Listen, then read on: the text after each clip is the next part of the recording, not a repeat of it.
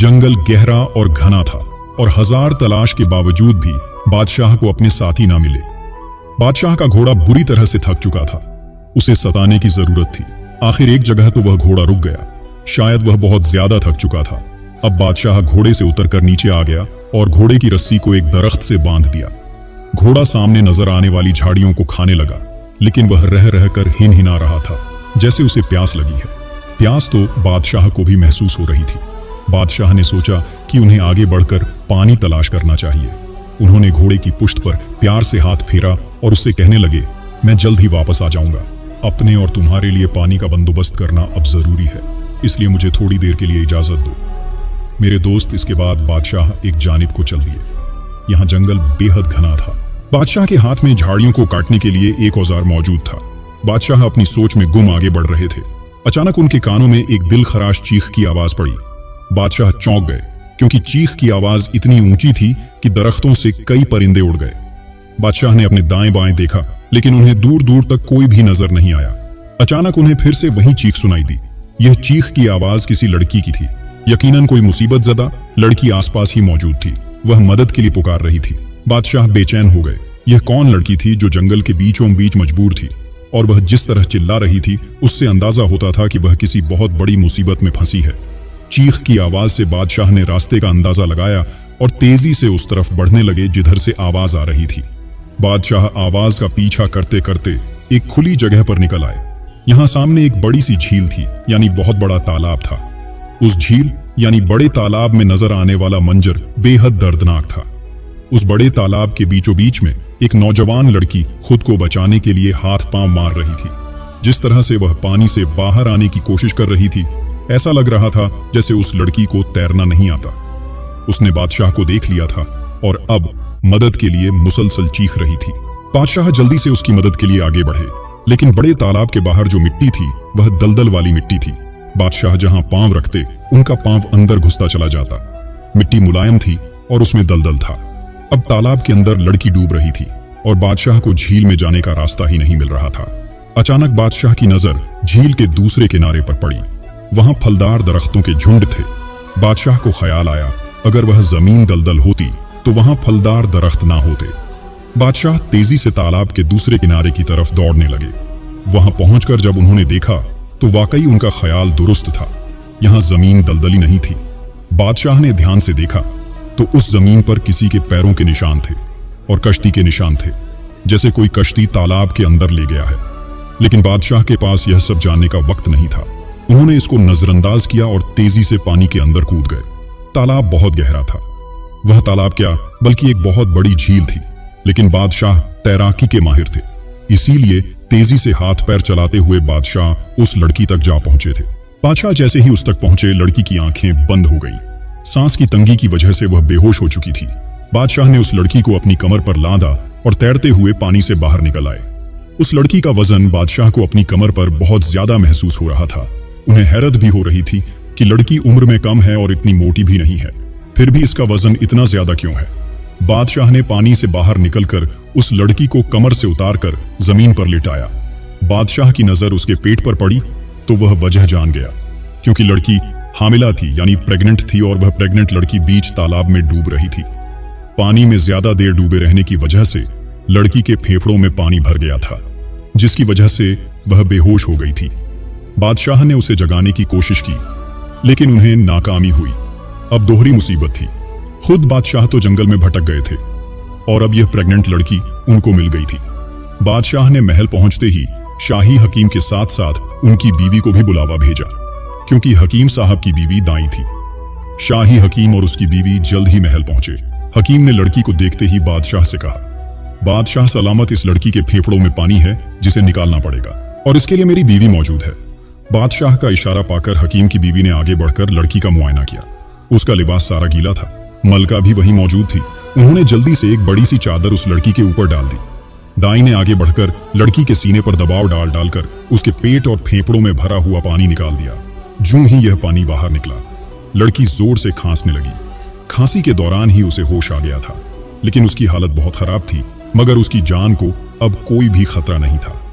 बादशाह ने मुनासिब यही समझा कि इस लड़की को आज की रात आराम करने दिया जाए और जो भी पूछताछ करनी है वह सुबह ही की जाए। अगली सुबह बड़ी ही रोशन और चमकीली थी। बादशाह सुबह सवेरे ही बेदार हो चुके थे। उन्होंने नमाज ए फज्र अदा की। बादशाह को एक कनीज ने आकर इत्तला दी कि लड़की नींद से जाग चुकी है और वह बादशाह से मिलना चाहती है। बादशाह चौंक से गए थे कि लड़की ने खुद मिलने का पैगाम भेजा था। यकीनन उसके पास बताने के लिए कोई खास बात थी। तेज तेज कदमों से चलते हुए बादशाह उस लड़की के कमरे की जानिब चल दिए थे। कमरे में दाखिल होते साथ ही बादशाह ने देखा कि लड़की ने एक बड़ी चादर से खुद को अच्छे तरीके से ढांप रखा है। वह अच्छे घराने की लड़की महसूस होती थी। बादशाह आगे बढ़े और उन्होंने लड़की से उसकी खैरियत पूछी। ये सब पूछने के बाद बादशाह कहने लगे, मुझे बताओ कि कल तुम वहां झील में कैसे पहुंची थी? मैं तुम्हारी पूरी कहानी जानना चाहता हूं। बादशाह की बात सुनते उस लड़की के चेहरे पर गहरी संजीदगी फैल गई, जैसे उसके अंदर कितने राज पोशीदा हैं। कुछ देर सोचते हुए वह लड़की अपनी उंगलियां मरोड़ती रही। आखिरकार उसने गहरी सांस ली और कहने लगी, मैं जानती थी कि आप इस बारे में सवाल जरूर करेंगे। खैर, मैं आपसे सब कुछ कह डालती हूं, फिर आप ही फैसला कीजिएगा। मेरी मां मेरे बचपन में ही इंतकाल कर गई थी। बाप ने जैसे तैसे करके मुझे पाला। जो ही मैं बालिग हुई, उसने एक शख्स के साथ मुझे ब्याह दिया। वह उम्र में मुझसे काफी बड़ा है, लेकिन मुझे उसकी उम्र या बूढ़ा होने से कोई मसला नहीं है। दर हकीकत वह बीवी का हक अदा करने के लायक ही नहीं। शादी के अगले रोज ही मुझे अंदाजा हो गया कि मेरा शौहर नामर्द है। हमारी शादी को 4 साल बीत चुके थे। मैं जैसे तैसे उसके साथ गुजारा कर रही थी, लेकिन अब उसकी हरकतें नाकाबिले बर्दाश्त हो चुकी थी। मैं अपनी जिंदगी में इतनी घुटन का शिकार थी कि जी चाहता मर जाऊं। बादशाह के चेहरे पर बेयकीनी थी, क्योंकि वह कह रही थी कि उसका शौहर नामर्द है, लेकिन फिर वह प्रेग्नेंट कैसे हुई? आखिर यह कैसे हो सकता था? बादशाह ने जब उससे यह बात कही तो वह औरत कहने लगी, ए बादशाह, आपको कैसा लगेगा अगर मैं आपको बताऊं कि मेरी कोख में मौजूद यह बच्चा मेरे शौहर का नहीं, बल्कि यह तो किसी इंसान का भी नहीं है। यह सुनकर बादशाह के चेहरे पर नागवारी आ गई। यह उस लड़की ने देख लिया। वह लड़की कहने लगी, बादशाह सलामत, मेरा शौहर एक आमिल है। वह काला इल्म करता है और वह मुझसे बेहद मोहब्बत भी करता है और मुझे छोड़ना भी नहीं चाहता, लेकिन मुझे बच्चे की बेहद ख्वाहिश थी और मैं उसका इजहार भी करती थी। मेरे शौहर ने कई जिन्नात को अपने कब्जे में कर रखा है।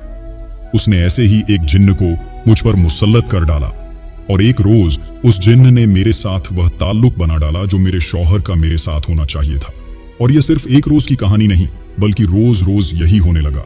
मैं कुछ महसूस करती जैसे एक साया मेरे साथ गलत काम कर रहा है, लेकिन मैं समझ ना पाती कि आखिर क्या हो रहा है। आखिर एक रोज जब मुझे अंदाजा हुआ कि मैं हामिला हूं, तो मेरी हैरत की इंतहा ना रही। जब मैंने अपने शौहर से यह बात कही तो उसने मुझे बताया कि उसने मुझ पर एक ऐसा जिन्न मुसल्लत किया है जिसने मुझे हामिला किया है, ताकि मेरे बच्चे की ख्वाहिश पूरी हो जाए और मैं उसे छोड़कर ना जाऊं। इतना कहकर यह लड़की रोने लगी। अब यह इतनी झूठी कहानी थी कि यकीन करना नामुमकिन था। फिर बादशाह ने उससे आगे का सवाल पूछा कि तुम उस बड़े से तालाब के बीचों बीच में कैसे पहुंच गई? लड़की बुरी तरह से सटपटा गई। कहने लगी, बादशाह सलामत, मैं नहीं जानती कि मैं किस तरह पहुंची थी। मैं अपने हवास में ही नहीं थी। शायद यह उसी जिन्न ने किया होगा। बादशाह उठ खड़े हुए और लड़की से बोले, तुम्हारी दास्तान अजीब है, लेकिन अगर तुम सच कह रही हो कि तुम्हारा शौहर काले जादू का माहिर है, तो तुम यह भी जानती होगी कि इस्लाम में काला जादू करना गुनाह है। अब उस गुनहगार को गिरफ्तार करना जरूरी है और तुम बच्चे की पैदाइश तक इसी महल में रहो। इसके बाद तुम्हारे मुताल्लिक कोई फैसला किया जाएगा। यह कहकर बादशाह चले गए, लेकिन उसके पास से आने के बाद बादशाह अपने कुछ जरूरी कामों में लग गए और इस बात को कुछ दिन गुजर गए और उन्हें उस लड़की का ध्यान तक ना रहा। एक मर्तबा बादशाह अकेले महल में बैठे थे कि उनको कोई आहट सुनाई दी। बादशाह ने आहट पर गर्दन घुमाकर पीछे देखा तो एक कनीज नजरें झुकाए खड़ी थी। बादशाह को हैरत हुई। कनीज आमतौर पर अपनी शिकायत या मसले मल्लिका को बताया करती थी। बादशाह ने उस कनीज को खामोश खड़े देखा तो उसे हाथ के इशारे से अपने सामने आने के लिए कहा और कहा, ए कनीज, कहो क्या बात है? तुम क्या मसला लेकर हमारे सामने आई हो? यकीनन कोई खास ही बात है जो तुम मुझसे कहना चाहती हो। उस कनीज ने सर उठाकर बादशाह को देखा और कहने लगी, ऐ बादशाह, मैं सख्त उलझन का शिकार हूं। मुझे समझ नहीं आ रहा कि जो बात मैं आपको बताना चाहती हूं, क्या मैं आपसे उसका जिक्र करूं या नहीं। बादशाह ने उसे हौसला दिया तो वह कनीज कहने लगी, बादशाह सलामत, पिछले कुछ रोज आप बहुत ज्यादा मसरूफ रहे हैं। यही वजह थी कि आपको महल के अंदर होने वाली चीजों का अंदाजा नहीं। आप एक हामिला लड़की को महल के अंदर लेकर आए थे और उसे महल में रिहाइश इख्तियार करने का कहा था जब तक उसका बच्चा नहीं हो जाता। बादशाह को एकदम वह हामिला लड़की याद आई जो उन्हें जंगल में झील में डूबती हुई मिली, और उसके साथ ही बादशाह को उसका वह आमिल शौहर भी याद आ गया और उस लड़की की अजीब कहानी थी। कनीज कहने लगी, वह लड़की जिस कमरे में रह रही है, तो मेरे जिम्मे यह काम है कि मैं रात के वक्त उसके कमरे की निगरानी करूं। यह लड़की जल्द ही रात का खाना खाकर सोने के लिए अपनी ख्वाबगाह में चली जाती थी, लेकिन रात के दूसरे पहर के करीब अचानक से उस लड़की के कमरे से अजीब चीख की आवाजें आती हैं, जैसे कोई उस लड़की पर हमला कर रहा हो। जब एक आध बार यह आवाज आई तो मैंने इसको अपना वहम समझा, लेकिन जब 2-3 दिन तक यही आवाज आती रही तो एक रात अचानक मैं दरवाजा खोलकर उसके कमरे के अंदर चली गई। मेरा अंदर दाखिल होना इस कदर अचानक था कि अंदर जो कुछ हो रहा था वह सब मेरे सामने आ गया। वहां मैंने जो कुछ देखा, मुझे अपनी आंखों पर यकीन नहीं आया। उस लड़की की ख्वाबगाह में एक शख्स था। उसका रंग तबे की तरह काला और कद भी काफी लंबा था। जैसे ही मैं दरवाजा खोलकर अंदर गई, वह शख्स कमरे की खिड़की से कूद गया। मैं गौर से उसका चेहरा तो नहीं देख पाई, लेकिन वह बेहद अजीब था। लड़की ने जब मुझे देखा तो खौफ के मारे उसकी घिघी बंध गई। मैंने उसे तसल्ली दी और कहने लगी, अगर उसे किसी से कोई खौफ है तो वह मुझे बता सकती है। लेकिन मुझे हैरत तो उस वक्त हुई जब वह लड़की मेरा शुक्रिया अदा करने के बजाय गुस्सा होने लगी और उसने मुझे झूठा करार देना शुरू कर दिया। जब मैंने उससे कहा कि यह शख्स कौन था जो कमरे में तुम्हें परेशान कर रहा था और यहां क्यों आया था, तो उसने मुझे पागल कहा और कहने लगी, कमरे में तो कोई भी नहीं था। मैं ख्वाब देखते हुए डर गई थी, इसलिए चीख पुकार कर रही थी। तुम मुझ पर इल्जाम लगा रही हो कि कमरे में कोई मर्द था। मैं तो उसकी बात सुनकर हक्का बक्का रह गई। कनीज की बात से बादशाह हैरान रह गए। उनको याद आया कि उस लड़की ने कहा था कि उसके शौहर ने एक जिन्न उस पर मुसल्लत कर रखा था जो उसके साथ गलत काम करता था, जिसकी वजह से वह हामिला थी। बात सुलझने के बजाय और उलझ गई थी। इसके बाद बादशाह ने उस कनीज को कुछ बातें बताईं और जाने के लिए कह दिया। कनीज बादशाह को सलाम करके वापस पलट गई तो बादशाह दबे कदमों के साथ महल से बाहर निकल आए और भेष बदल लिया। उनकी अगली मंजिल उस हामिला लड़की का शौहर था जिसके काले जादू के चर्चे वह बयान करती थी। मगर परेशानी यह थी कि बादशाह नहीं जानते थे कि उनको उसका शौहर कहाँ मिलेगा, और वह लड़की के इल्म में लाए बगैर उसके शौहर से मुलाकात करना चाहते थे। इसीलिए उन्होंने एक दूसरा तरीका सोचा। कुछ ही देर बाद बादशाह एक ऐसे मकान के सामने खड़े थे जो टूटा फूटा और वीरान था। बज़ाहिर ऐसा लगता था कि इसमें कोई इंसान नहीं रहता, लेकिन जब सुल्तान ने 3 दफा अलग तरीके से दरवाजा बजाया तो एक दुबला पतला शख्स दरवाजा खोलकर बाहर निकला। बादशाह नकाब में थे, मगर वह फिर भी वह बादशाह को पहचान गया। ऐसा लगता था कि वह बादशाह का पुराना वाकिफकार है। बादशाह ने उसे हामिला लड़की के शौहर का नाम बताया और उसकी रिहाइश का पता करने के लिए कहा। बादशाह का यह जासूस शहर के चप्पे चप्पे से वाकिफ था। सब बात समझाने के बाद बादशाह वापस आ गए और सिर्फ एक दिन बाद ही वह शख्स बादशाह के लिए खुशखबरी लाया कि उसे जिसका घर ढूंढने के लिए कहा गया था उसने वह ढूंढ लिया है। यह सुनकर बादशाह बेहद खुश हुए। उन्होंने उसे कुछ दीनार बतौर इनाम दिए और उसके मकान से निकल पड़े। वह जल्द से जल्द इस किस्से का खात्मा तमाम करना चाहते थे। आखिरकार जब बादशाह हामिला लड़की के शौहर के घर पहुंचे तो उसका दरवाजा खुला था। जो ही बादशाह मकान के अंदर पहुंचे तो वह शख्स वहां बैठा था। जब उसने बादशाह को खड़े देखा तो मुस्कुरा दिया और कहने लगा, ए अजनबी शख्स, मैं आपको नहीं जानता, लेकिन अगर आप मेरे घर में आए हैं तो यकीनन कोई जरूरत आपको यहां खींच कर लाई है। क्या आपको खाना या पानी में से कोई चीज चाहिए? अगर हां तो मुझे बिला तकल्लुफ बताइए और इसे अपना ही घर समझिए। मैं आपकी हर जरूरत पूरी करूंगा। उसने इतने प्यार से बादशाह से बात की कि बादशाह को पछतावा होने लगा कि वह इस शख्स के घर में बगैर इजाजत क्यों दाखिल हुए। बादशाह ने उसे बताया कि वह खाने या पानी के लिए नहीं आए, बल्कि किसी और वजह से उनके घर में दाखिल हुए हैं। उस शख्स के चेहरे पर इसरार फैल गया था और वह सवालिया नजरों से बादशाह की जानिब देखने लगा। उसने बादशाह को एक जगह की जानिब इशारा किया और बैठने के लिए कहा। बादशाह उसकी मेहमान नवाजी से बेहद मुतासिर हुए थे। बादशाह के बेहद मना करने के बावजूद वो उनके लिए ठंडा मशरूम ले आया था। अब बादशाह सोच रहे थे कि वह उस शख्स से किस तरीके से राज उलवाएं। बादशाह ने उसे मुखातिब किया और कहने लगे, ऐ शख्स, मैं बहुत मुश्किल का शिकार हूं। मैं बहुत दूर दराज से आपसे मिलने के लिए आया हूं। मुझे किसी ने आपके बारे में बताया था। मेरी शादी के 15 साल के बाद भी मैं बे औलाद हूं और इसकी वजह यह है कि मैं मर्दाना कमजोरी का शिकार हूं। मेरा मर्दाना बांझपन मेरे बे औलाद होने के रास्ते में रुकावट है, मगर मैं चाहते हुए भी अपनी यह कमजोरी दूर नहीं कर सकता। मैंने कई दवाएं इस्तेमाल की हैं, हर हकीम के पास जा चुका हूं, मगर कोई भी फायदा नहीं। अब तो मेरी बीवी मुझसे बदजन होने लगी है उसे औलाद की शदीद ख्वाहिश है।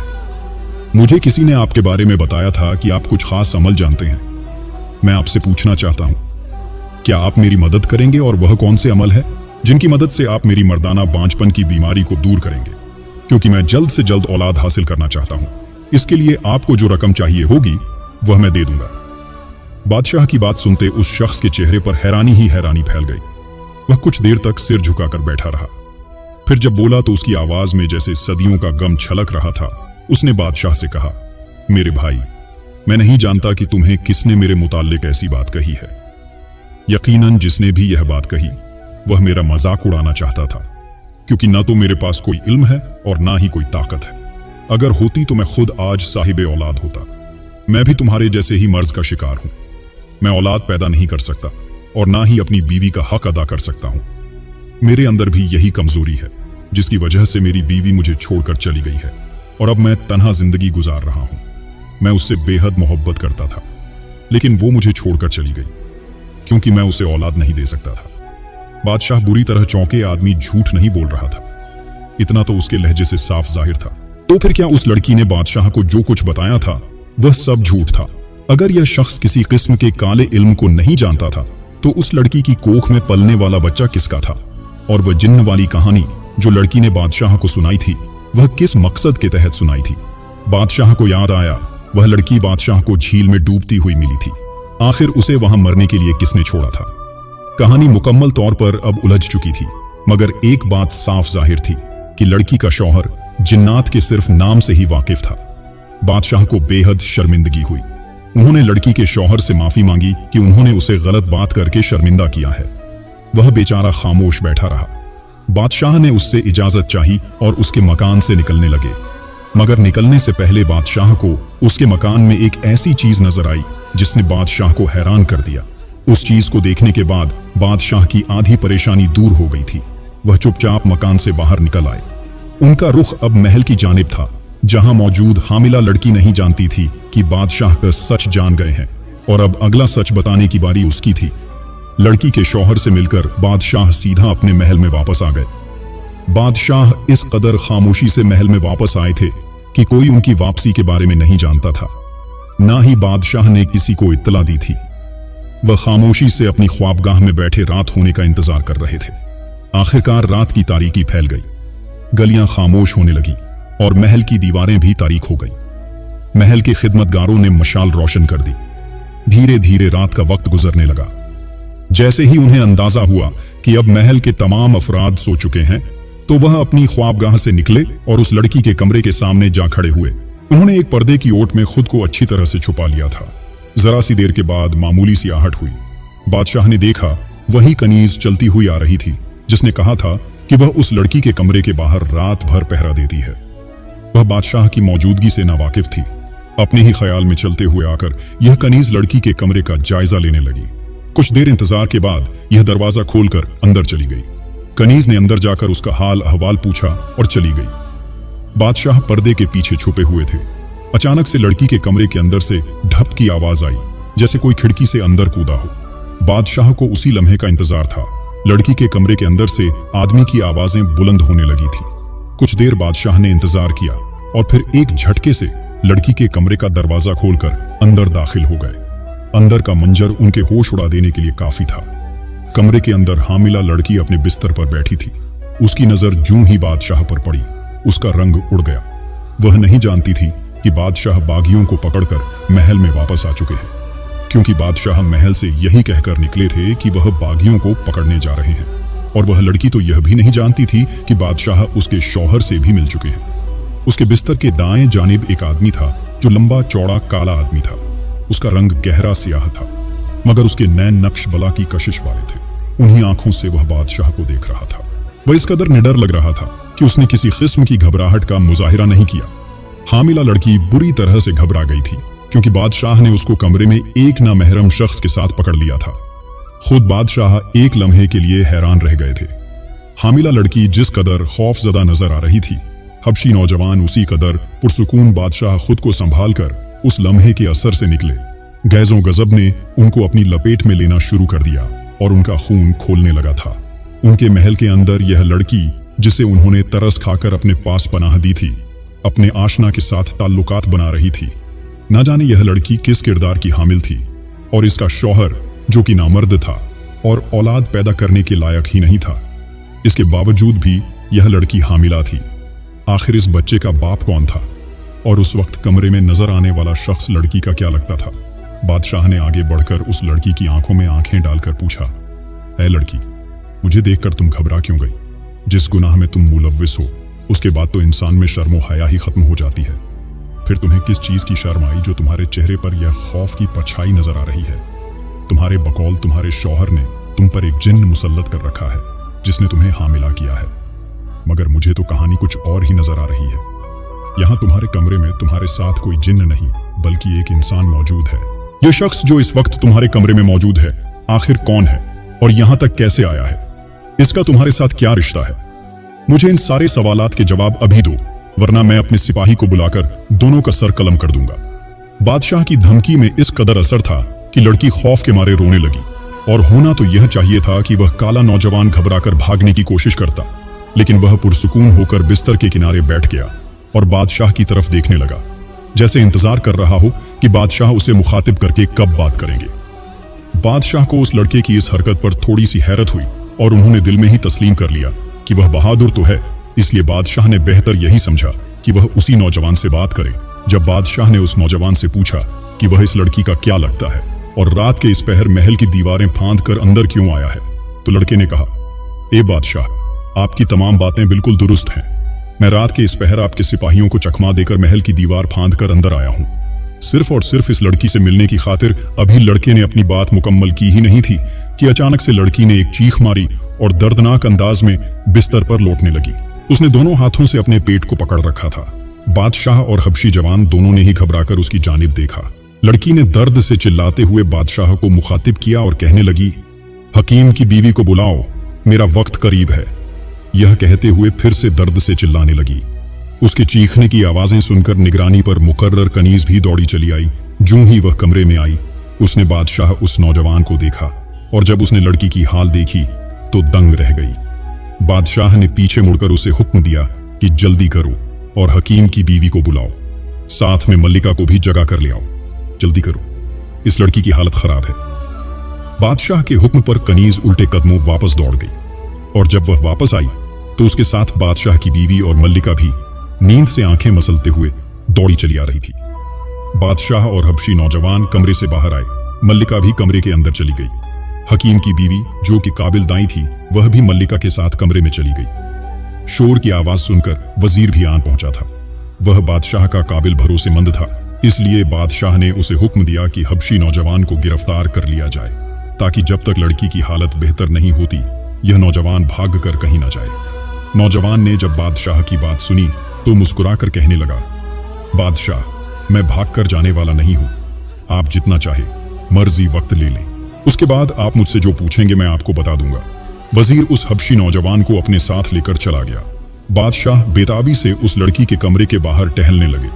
उन्हें शिद्दत से इंतजार था कि कब हकीम की बीवी उन्हें हैरत की इत्तला देती है, क्योंकि अंदर एक नहीं 2 जानों की जिंदगी का सवाल था। लड़की का जुर्म अपनी जगह, लेकिन उसकी जान इस वक्त मुश्किल में थी। बहुत देर के बाद हकीम की बीवी कमरे से बाहर निकली। उसके चेहरे पर अजीब सा तासुर था। बादशाह ने दिल ही दिल में दुआ की कि कोई अच्छी खबर सुनाई जाए। दाई ने बादशाह को मुखातिब किया और कहने लगी, ए बादशाह, लड़की के यहाँ एक बेटे की विलादत हुई है। बात तो खुशी की है, मगर इससे ज्यादा मैं आपको कुछ नहीं कह सकती। लड़की खैरियत से है, होश में है और बातचीत भी कर सकती है। अगर आप बच्चे को देखना चाहे तो अंदर जाकर देख सकते हैं। मुझे यकीन है उसे देखने के बाद आपको आपके तमाम सवालों के जवाब मिल जाएंगे। दाई की बात अजीब थी। बादशाह को किसी अनहोनी का एहसास हुआ। उन्होंने हकीम की बीवी का शुक्रिया अदा किया, जिसने आधी रात के वक्त भी बुलाए जाने पर इनकार नहीं किया। जब हकीम की बीवी चली गई तो बादशाह कमरे के अंदर दाखिल हुए। बादशाह की बीवी अंदर लड़की के पास मौजूद थी। लड़की की आंखें बंद थीं। मालूम होता था कि वह जाग रही है। मल्लिका के हाथ में एक नन्हा सा बच्चा था जो सफेद रंग के कपड़े में लिपटा हुआ था। बादशाह ने आगे बढ़कर मल्लिका से वह बच्चा ले लिया और जब बादशाह ने उसके चेहरे पर नजर डाली तो एक लम्हे में ही सारी सच्चाई जान गए। बच्चा सेहतमंद और खूबसूरत था, लेकिन उसका रंग बिल्कुल स्याह था, यानी काला था, और उसके नैन नक्श यानी आंखें बिल्कुल उस काले नौजवान के जैसे थीं जो बादशाह को कुछ देर पहले मिला था। फैसला हो चुका था कि लड़की ने पहली मुलाकात में बादशाह को जो कहानी सुनाई वह सारी झूठी थी। ना तो कोई जिन्नात और ना ही उसका शौहर आमिल था, बल्कि उसकी कोख में पलने वाला बच्चा उसके आशना का था, जिसे बादशाह ने उसके कमरे में देख लिया था। बादशाह ने बच्चे को वापस दे दिया और मल्लिका को हिदायत की कि लड़की और इस बच्चे का ख्याल रखा जाए। जब वह दोनों सेहतयाब हो जाएंगे तो इन दोनों का फैसला कर दिया जाएगा। बादशाह थके थके कदमों से अपनी ख्वाबगाह की जानिब चल दिए। उन्हें अपने दिल पर पत्थर रखकर अब सख्त फैसला करना था। चंद रोज के बाद जब लड़की सेहतमंद हो गई तो बादशाह ने उसे अपने दरबार में बुला लिया और वजीर को हुक्म दिया कि वह हबशी नौजवान को भी बुलाकर दरबार में ले आए। बादशाह उन दोनों से एक आखिरी बात करना चाहते थे। लड़की बेताबी से अपनी उंगलियां मरोड़ रही थी और परेशान थी कि बादशाह उससे क्या पूछेंगे। बादशाह ने सख्त लहजे में उसे मुखातिब किया और कहने लगी, पहली दफा में तुमने मुझे जो कुछ बताया था वह सब झूठ था। अब मैं चाहता हूं कि तुम मुझे सब कुछ सच सच बता दो। लड़की बिना रुके बोलने लगी और कहने लगी, ए बादशाह, ये बात सच है कि मेरा शौहर कोई आमिल नहीं है और ना ही वह काला इल्म जानता है, लेकिन वो नामर्द था और उसने मुझे हमेशा तकलीफ ही दी। मुझे औलाद की खुशी थी, लेकिन वह औलाद पैदा करने के लायक ही नहीं था, बल्कि वह कोई रिश्ता निभाने के लायक ना था। मेरे बाप ने जबरदस्ती मेरी उसके साथ शादी की थी। कुछ साल इंतजार के बाद आखिर मैंने उससे कहा कि वह मुझे आजाद कर दे ताकि मैं किसी ऐसे मर्द से शादी कर सकूं जो मुझे औलाद की खुशी दे सके, लेकिन वह इस कदर लालची था कि उसने मुझे तलाक नहीं दी। तभी मेरी मुलाकात इस शख्स से हुई। चंद ही मुलाकातों के बाद हम एक दूसरे को पसंद करने लगे। हम जंगल में मुलाकात किया करते थे, वही जंगल जिसकी एक झील में आपने मुझे डूबते हुए बचाया था। शायद आपको लग रहा हो कि मेरा बच्चा किसी गुनाह की सजा है, तो ऐसा बिल्कुल नहीं है। मैंने उस शख्स से निकाह किया है क्योंकि मेरे शौहर ने एक रोज मेरी बातों से तंग आकर मुझे तलाक दे दी थी, लेकिन बाद में वह मुकर गया था और कहने लगा कि गुस्से में दी हुई तलाक नहीं होती है। लेकिन तलाक तो हो चुकी थी। वह जबरदस्ती मुझे अपने पास रखना चाहता था और उसने ऐसा ही किया। उसने मुझे एक कमरे में कैद कर दिया। आखिर एक रोज मौका पाकर मैं वहां से फरार हो गई और अपने इसी आशना के पास जा पहुंची। उसने मुझे पनाह दी। मेरी इद्दत मुकम्मल होते ही हमने निकाह कर लिया, मगर मेरे शौहर ने मुझे ढूंढ लिया। अब वह आए रोज हमारा पीछा करने लगा था। मैं उम्मीद से थी हम जिस जगह पर रिहाइश करते वह वहां पर पहुंच जाता था। उसने मेरा जहनी सुकून बर्बाद कर दिया था। उस रोज जब आपने मुझे झील में डूबने से बचाया था तो मेरा शौहर और मैं जंगल में शिकार के गर्ज से गए थे। मेरा यह वाला शौहर शिकार की तलाश में आगे निकल गया था तो मैं दरख्तों की छाव में बैठ गई। अचानक मेरा पहले वाला शौहर झील से निकलकर सामने आ गया। वो झील में अपनी कश्ती पर मछलियां पकड़ रहा था। उसने फिर से मुझे वही बातें दोहराने शुरू कर दी कि मैं उसके साथ वापस चली जाऊं, क्योंकि हमारी अभी तलाक नहीं हुई है। मैंने उसे समझाया कि मैं अपने दूसरे शौहर के बच्चे की मां बनने वाली हूं और मैं उसके साथ बहुत खुश हूं। आप मेरा पीछा छोड़ दें। इतना सुनना था कि वह भड़क उठा। उसने मेरे सर पर डंडा मारा जिससे मैं बेहोश हो गई। अब वह घबरा गया। उसने मुझे अपनी कश्ती में डाला और झील के बीचों बीच लाकर पानी में फेंक दिया। वह जानता था कि मेरी हालत ऐसी नहीं है कि मैं तैर सकूं और ना ही मुझे तैरना आता था। वह कश्ती के साथ झील से बाहर निकल गया और फिर अपनी कश्ती घसीटता हुआ जंगल में चला गया। मैं झील में डूब ही जाती अगर उस रोज मुझे आप ना बचाते। मैं चाहती थी कि अपने पहले वाले शौहर को सजा दूं, इसलिए मैंने वह कहानी गढ़ी। क्योंकि अगर आपको यकीन हो जाता कि वह काला इल्म करता है और उसने मुझ पर एक जिन्नात मुसल्लत कर रखा है तो आप यकीनन उसे बदतर सजा देते। लड़की यह सब कहकर खामोश हो गई। बादशाह को अंदाजा था कि वह दुरुस्त कह रही है। उन्हें एकदम याद आया, उस लड़की के पहले वाले शौहर के घर में उन्होंने बाहर निकलते हुए एक चीज देखी थी। वो एक टूटी हुई कश्ती थी जिसके पुर्जे पड़े थे। कश्ती छोटे साइज की थी। यकीनन वह उसमें मछलियां पकड़ा करता था। लड़की खामोश हो गई। लड़की जब खामोश हो गई तो काला नौजवान बोलने लगा। उसने बादशाह से कहा, उस रोज जब मैं शिकार करके वापस आया मैंने देखा कि आप लोग घोड़ों पर सवार होकर जंगल से निकल रहे हैं और मेरी बीवी भी आपके साथ थी। ना जाने आप मेरे साथ क्या सलूक करते। शायद आप भी यकीन ना करते कि हम दोनों ने निकाह किया है। मैं खामोशी से आप लोगों को जाता हुआ देखता रहा, लेकिन मैंने महल में आकर अपनी बीवी से मुलाकात करना शुरू कर दिया। मैं रोज रोज भाग दौड़कर वैसे भी तंग था। मैं चाहता था कि जब तक बच्चा पैदा नहीं हो जाता मेरी बीवी महल में रहे, क्योंकि यहाँ वह महफूज थी। और हाँ, उसका पहले वाला शौहर एक अजीब इंसान है जो अपने जाहिरी हुलिये से लोगों को धोखा देता है, मगर अंदर से वह बेहद जालिम फितरत का है। मैं नहीं चाहता कि वह उसे कोई नुकसान पहुंचाए। दोनों अपनी अपनी बात कहकर खामोश हो गए। वह दोनों मुजरिम ना होते हुए भी मुजरिम थे और मुआशरा किसी तौर भी यह कबूल करने को तैयार न था कि एक लड़की ने सिर्फ इसलिए अपने शौहर को छोड़ दिया था क्योंकि वह औलाद की खुशी चाहती थी और उसका शौहर नामर्द था। बादशाह सारी हकीकत जान चुके थे, इसलिए उन्होंने लड़की के पहले वाले शौहर को महल में बुला लिया। जब उसे बादशाह ने कोड़ों की धमकी दी तो उसने सच उगल दिया कि उसने अपनी बीवी को तलाक दे दी थी, लेकिन उसे जबरदस्ती कैद में रखा था ताकि वह किसी और से शादी ना कर ले।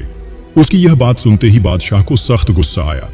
बादशाह ने उस लड़की और हबशी नौजवान को आजादी की जिंदगी बसर करने की हिदायत की और लड़की के पहले वाले शौहर को सख्त हिदायत दी कि वह आइंदा इनको परेशान ना करे। लड़की शर्मिंदा थी कि उसने बादशाह से पहले पहल झूठ क्यों बोला, मगर बादशाह ने उसे माफ कर दिया था। दोनों बेहद खुश थे और बादशाह के शुक्रगुजार भी, जिसने दुरुस्त फैसला करके उन दोनों पर एहसान किया था।